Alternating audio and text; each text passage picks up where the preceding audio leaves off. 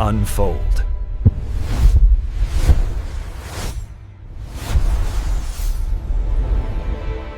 아파트 불패 신화. 지난 50년간 대한민국 사회를 거의 종교처럼 지배해온 믿음이잖아요.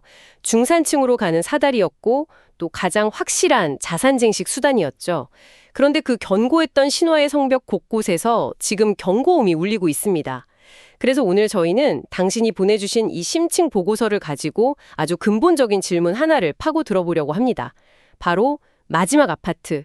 과연 누가 당신의 집을 사줄 것인가? 이게 단순히 다음 매수자를 찾는 기술적인 질문이 아니더라고요.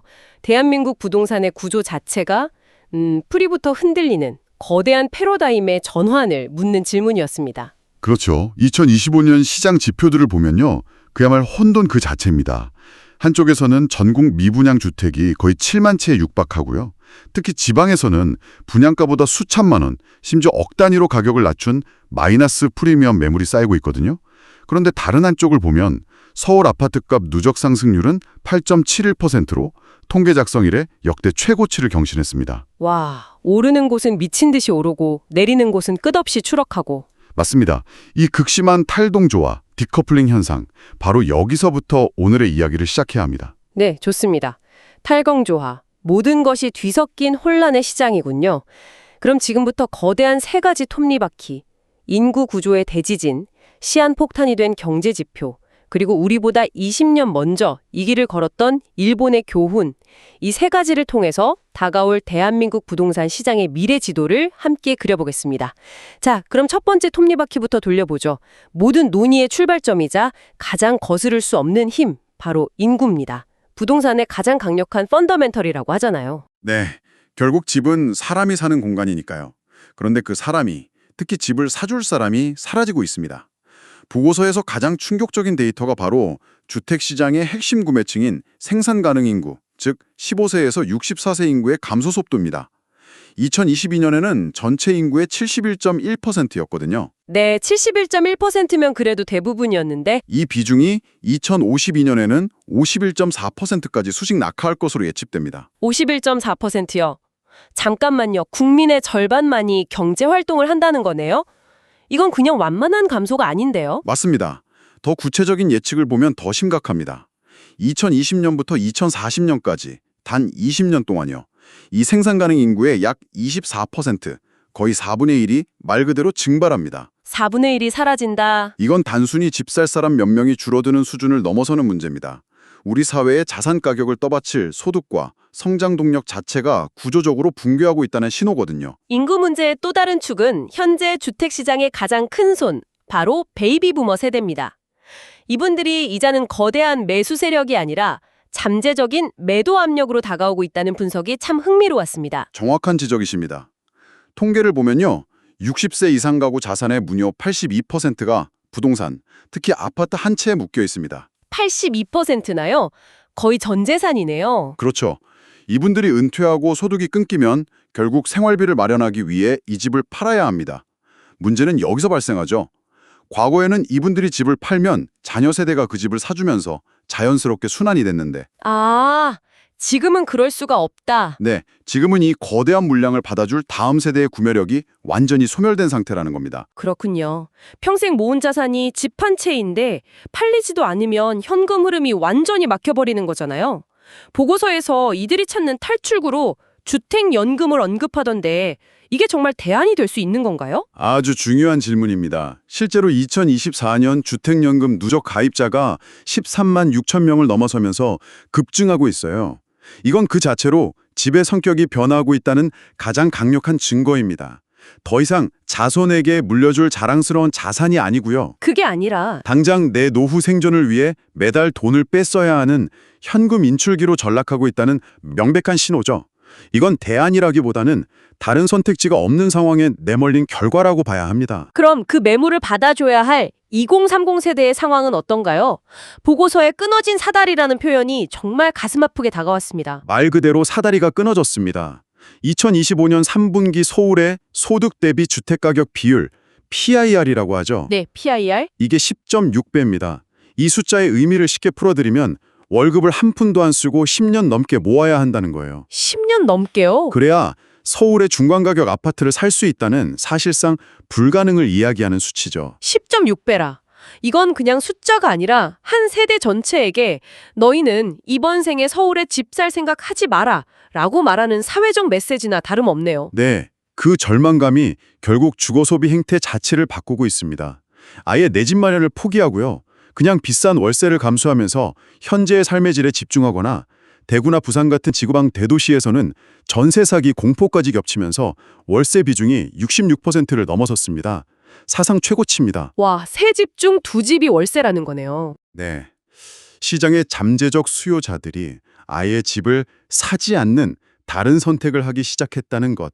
이것이 인구 문제의 가장 무서운 결론입니다. 인구라는 거대한 파도가 수십 년에 걸쳐 천천히 하지만 확실하게 해안선을 깎아먹고 있다면 당장 내년에라도 해안가 마을을 덮칠 수 있는 쓰나미도 있는 것 같습니다. 보고서에서 언급한 부동산 PF 위기, 이게 바로 그런 경우 아닐까요? 그렇습니다. 인구가 장기적인 압력이라면 단기적인 뇌관은 단연코 경제, 그중에서도 부동산 PF 문제입니다. PF는 쉽게 말해서 건설사의 신용이 아니라 미래에 지어질 건물에 분양 수익을 담보로 돈을 빌리는 방식이잖아요. 2025년 9월 말 기준으로 PF 대출 잔액이 116.4조 원인데 전체 연체율은 4.24%입니다. 겉보기에는 관리 가능한 수준처럼 보이죠. 네, 4%면 그렇게 높아 보이지는 않는데요. 하지만 그 속을 들여다보면 상황이 완전히 다릅니다. 가장 위험한 신호탄은 어디서 터지고 있나요? 저축은행 같은 제2금융권의 토지담보대출 연체율입니다. 아, 제2금융권이요? 네. 보고서에 나온 수치를 보면 무려 32.43%에 달합니다. 32.43%요? 잠시만요, 그 말은? 네. 사업의 가장 초기 단계, 즉 땅만 사놓고 첫 삽도 못 든 현장이 세 곳 중 한 곳이라는 의미입니다. 이미 돈은 빌려줬는데 사업이 진행되지 않으니 이자조차 못 갚는 거죠. 금융 시스템 전체를 뒤흔들 수 있는 시한폭탄입니다. 잠시만요. 하지만 정부가 어떻게든 막지 않을까요? 건설사가 망하면 경제가 무너진다는 공식이 워낙 강해서요. 결국 또 공적 자금을 투입해서 살려줄 거라는 기대 심리도 있지 않습니까? 물론 정부도 그걸 알기에 어떻게든 연착륙시키려 하겠죠. 하지만 중요한 건 이미 이 위기가 실물 충격으로 나타나고 있다는 겁니다. 건설업계의 연쇄 도산이요. 2025년 건설업체 폐업 건수가 14년 만에 최대치를 기록했습니다. 아, 그런데 여기서 정말 역설적인 상황이 발생합니다. 당장의 이 위기가 2, 3년 뒤인 2027년에서 2028년에는 극심한 공급 절벽을 야기할 수 있다는 점입니다. 그 지점이 흥미롭네요. 지금 건설사들이 쓰러지니까 몇 년 뒤에는 새로 지어지는 아파트가 없어진다. 방금 전에는 인구 감소로 수요 소멸을 이야기했는데 이번에는 PF 위기 때문에 공급 절벽이 온다니. 공급이 줄면 가격이 올라야 하는데 살 사람이 없으면 소용없잖아요. 이 두 힘이 부딪히면 시장은 대체 어떻게 되는 건가요? 바로 그게 앞으로 한국 부동산 시장의 핵심적인 불안정성입니다. 수요와 공급의 전통적인 법칙이 깨지는 거죠. 서울처럼 수요가 탄탄한 곳은 공급 절벽이 가격 폭등의 빌미가 될 수 있고요. 지방처럼 수요가 없는 곳은 공급이 끊겨도 가격이 오르지 않는, 그야말로 지옥별로 완전히 다른 세상이 펼쳐지게 됩니다. 여기에 가계부채 문제까지 얽혀서 상황은 더 복잡해지죠. 가계부채 문제도 빼놓을 수 없죠. 스트레스 DSR 같은 규제도 언급되던데요. 네, DSR은 소득 대비 갚아야 할 대출 원리금이 얼마나 되는지를 보는 지표죠. 여기에 스트레스가 붙는다는 건 미래의 금리가 더 오를 것까지 가정해서 대출 한도를 더 깐깐하게 보겠다는 겁니다. 더 깐깐하게요? 네, 2025년 3월 기준으로 가구당 평균 부채가 9,534만 원인데 고금리가 계속되니 이자 갚기도 벅찬 상황이거든요. 이런 강력한 대출 규제는 과거에 영혼까지 끌어모아 집을 샀던 젊은 층을 시장에서 퇴출시키는 효과를 가져올 수 있습니다. 듣고 보니 정말 암울한 전망의 연속입니다. 이런 상황에서 우리보다 먼저 고령화와 부동산 버블 붕괴를 겪은 일본의 사례는 아주 중요한 참고서가 될 것 같아요. 보고서에 나온 다마 유타운의 몰락은 정말 섬뜩할 정도였습니다. 다마 유타운은 1970년대 일본 중산층의 꿈이었습니다. 한국의 분당, 일산 신도시의 롤모델이었죠. 네, 그렇죠. 쾌적한 환경, 잘 바뀐 도로. 하지만 입주 50년이 지난 지금은 올드타운, 한계 도시의 대명사가 됐습니다. 초기 입주민들이 그곳에서 그대로 늙어버리면서 도시 전체가 활력을 잃었고요. 엘리베이터 없는 5층 아파트 같은 낡은 설계는 젊은 층의 외면을 받았습니다. 그 모습이 정말 생생하게 그려지네요. 단순한 경제적 몰락이 아니라 하나의 공동체가 서서히 쓰러져가는 느낌입니다. 결국 자족 기능 없이 서울에 잠만 자는 공간, 즉 베드타운으로 설계된 도시의 한계가 드러난 거군요. 정확합니다. 그래서 보고서는 이게 한국의 일기 신도시들에게 보내는 직접적인 경고 메시지라고 분석합니다. 판교처럼 자체적으로 양질의 IT 일자리를 갖춘 곳은 앞으로도 살아남겠지만 네, 판교는 다르죠. 단순히 서울의 배우주거 역할에만 머물렀던 일산이나 중동, 평촌 같은 곳들은 다마 유타운의 전철을 밟을 가능성이 매우 높다는 겁니다. 하지만 일본 부동산이 전부 몰락한 건 아니었죠. 오히려 도쿄 도심은 상상 이상으로 폭등했다는 점이 더 놀라웠습니다. 바로 그 점이 일본 사례의 핵심 교훈입니다. 전체적인 하락이 아니라 극단적 양극화가 온다는 거죠. 2025년 도쿄 중심부 6개 구의 맨션, 그러니까 고급 아파트 가격이요, 전년 대비 무려 38.6%나 폭등했습니다. 38.6%요? 네, 사상 최고치를 경신했습니다. 전 세계 부자들이 안전자산으로 도쿄 부동산을 사들인 거죠. 반면에 조금만 외곽으로 나가거나 지방으로 가면 늘어나는 빈집, 아키아 문제로 골머리를 앓고 있습니다. 이것이 우리에게 보여주는 미래의 모습입니다. 그렇군요. 일본이 보여준 미래가 전국적인 폭락이 아니라 오르는 것만 미친 듯이 오르는 잔인한 차별화 장세였다는 거군요. 그리고 그 모습이 지금 한국에서 그대로 재현되고 있다는 말씀이시네요. 서울공화국이라는 말이 이보다 더 잘 어울릴 순 없겠습니다. 네, 일본의 20년이 한국에서는 단 몇 년 만에 압축적으로 나타나고 있습니다. 서울은 앞서 말한 공급 절벽에 대한 공포와 갈 곳 잃은 지방 자산가들의 원정 투자가 맞물리면서요, 그야말로 욕망의 용광로로처럼 들끓고 있습니다. 2025년 서울 아파트값 누적 상승률이 역대 최고치를 기록한 것이 그 명백한 증거죠. 반면 지방의 상황은 보고서에서 비명이라는 단어로 표현할 정도로 처참합니다. 특히 대구가 그 상징적인 사례로 꼽혔죠. 대구는 현재 지방 부동산 몰락의 바로미터라고 할 수 있습니다. 분양가보다 1억 5천만 원이나 낮은 마이너스 프리미엄 매물이 속출해도 사려는 사람이 없습니다. 아, 계약금 수천만 원을 그냥 포기하고 던지는 매물이 쌓여 있죠. 마이너스 프리미엄이라는 말 뒤에는 사실 누군가의 전 재산이 녹아내리는 개인적인 비극이 숨어 있는 겁니다.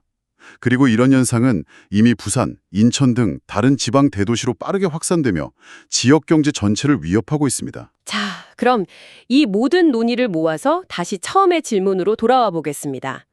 인구는 줄고 빚은 많고 양극화는 극심해지는 이 상황에서 베이비 부머들이 쏟아낼 이 많은 집들을 과연 누가 사줄 수 있을까요? 보고서는 몇몇 잠재적인 매수 주체를 분석하는데요.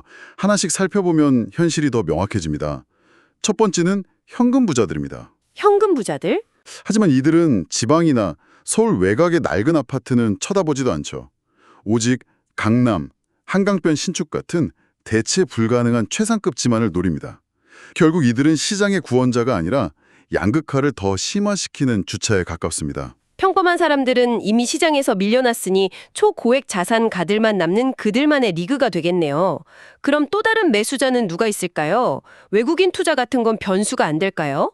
네, 외국인 투자자가 두 번째 후보입니다.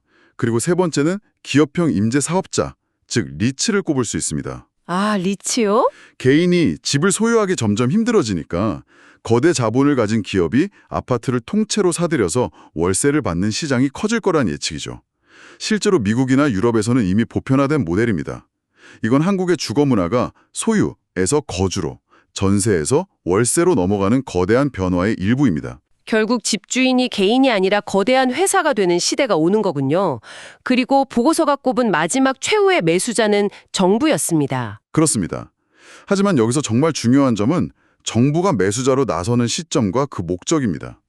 정부는 시장에 좋을 때 집값을 올려주기 위해 개입하는 게 아니거든요. 그게 아니죠. 시장 붕괴로 금융 시스템 전체가 마비될 위기에 처했을 때 그걸 막기 위해 공적 자금으로 미분양 주택을 매입하는 거죠.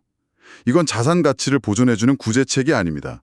시스템 붕괴를 막기 위한 최소한의 안전장치일 뿐이라는 걸 명심해야 합니다. 정말 거대한 패러다임의 전환이네요. 보고서는 향후 5년의 시나리오로 세 가지를 제시하더군요. 경착륙 가능성 30%, 재상승 10%, 그리고 가장 가능성 높은 시나리오로 차별적 연착륙을 60%로 꼽았습니다.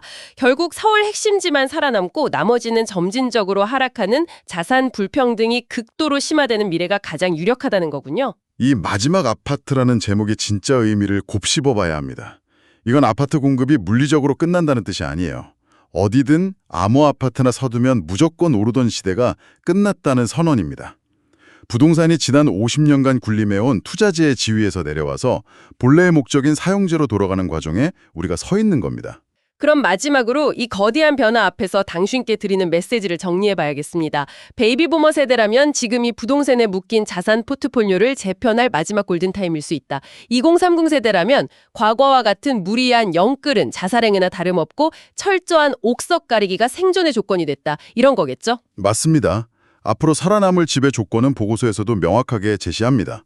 첫째, 양질의 일자리와 얼마나 가까운가. 둘째, 고령화 시대에 필수적인 의료, 상업, 문화 인프라를 갖췄는가.